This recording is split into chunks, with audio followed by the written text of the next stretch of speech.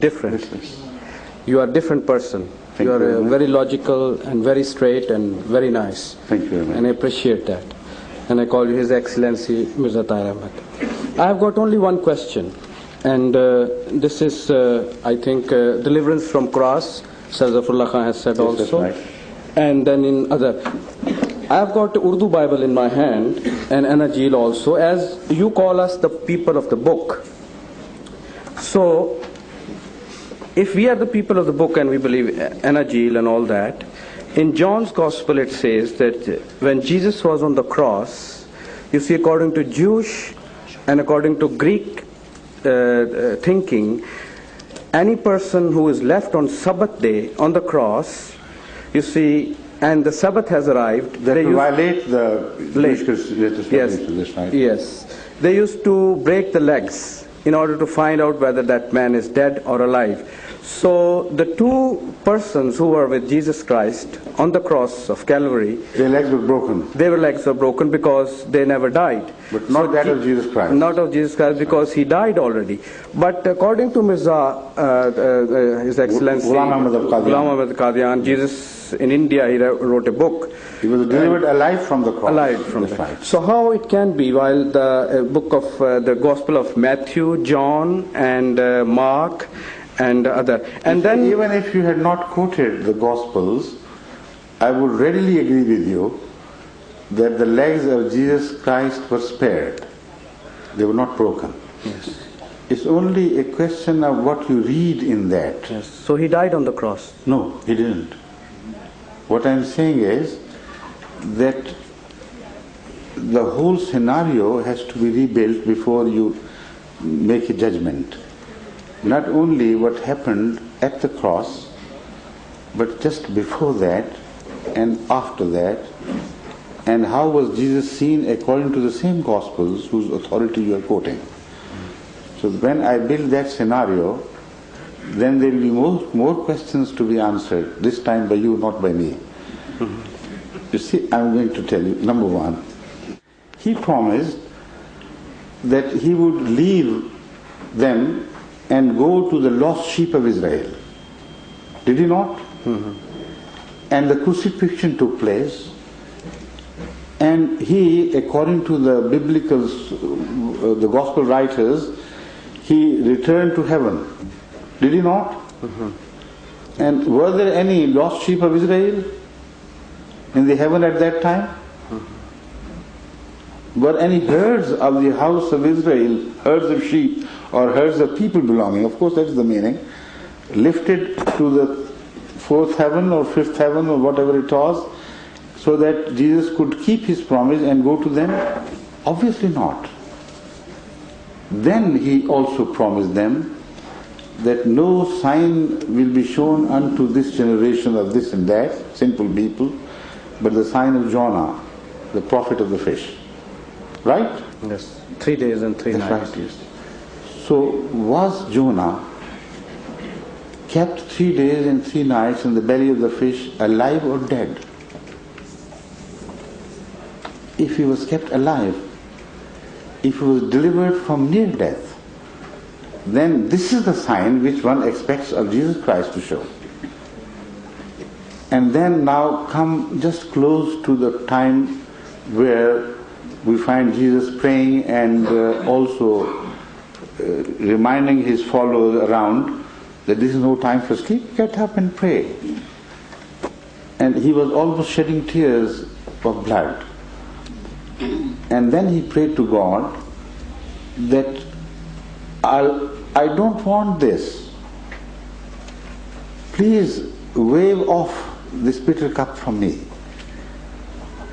But still I submit that thine should be done. If you have decided that I must be sacrificed, then go ahead and do it. As far as I'm concerned, I'm praying to you not to make it happen as it's happening, it's about to happen.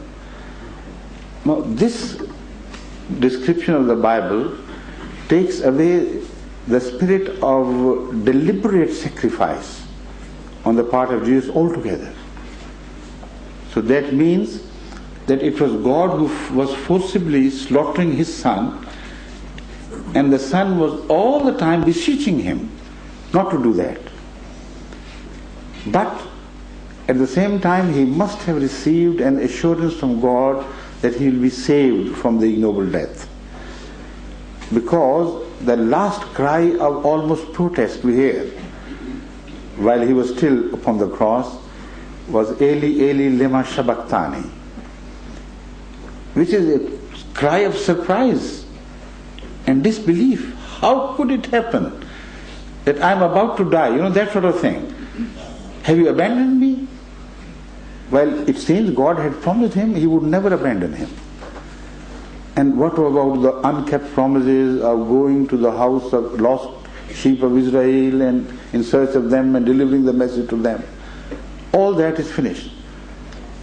So there has to be some other meaning to it than what is ordinarily understood by the Christians. Now when he's taken down, so his I'm coming.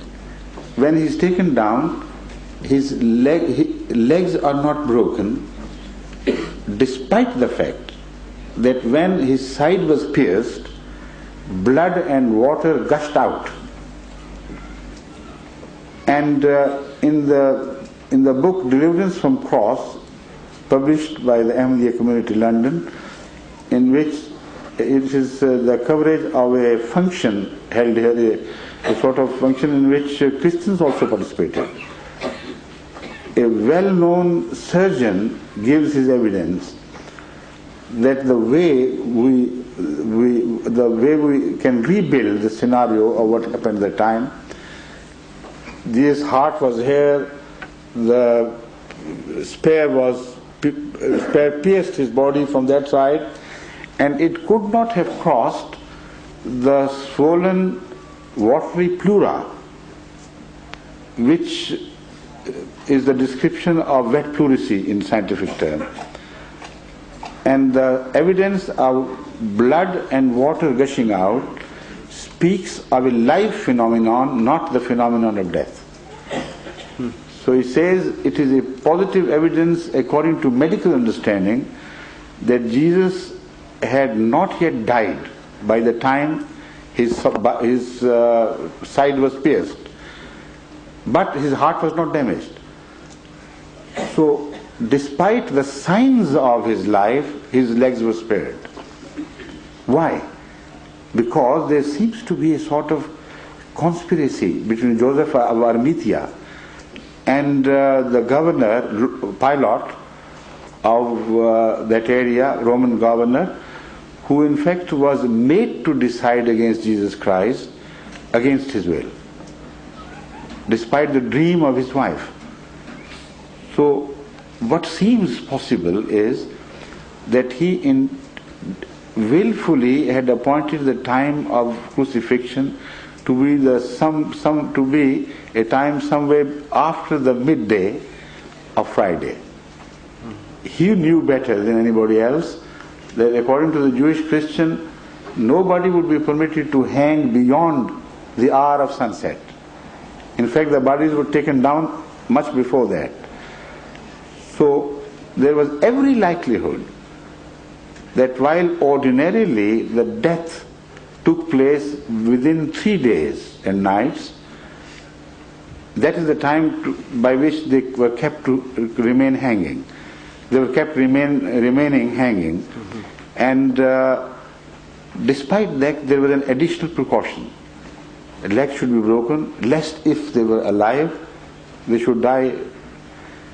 So in case of Jesus Christ, he hung upon the cross only for 3 or 4 hours. Mm-hmm. Because according to the time of the year, the days had already started shortening. Now they were still short, and they were not yet elongated as we find in the summer. And before the sunset, the bodies of all these 3 were taken down. Although the legs of the criminals were broken, he was spared. Why? I believe out of special courtesy and out of some secret order.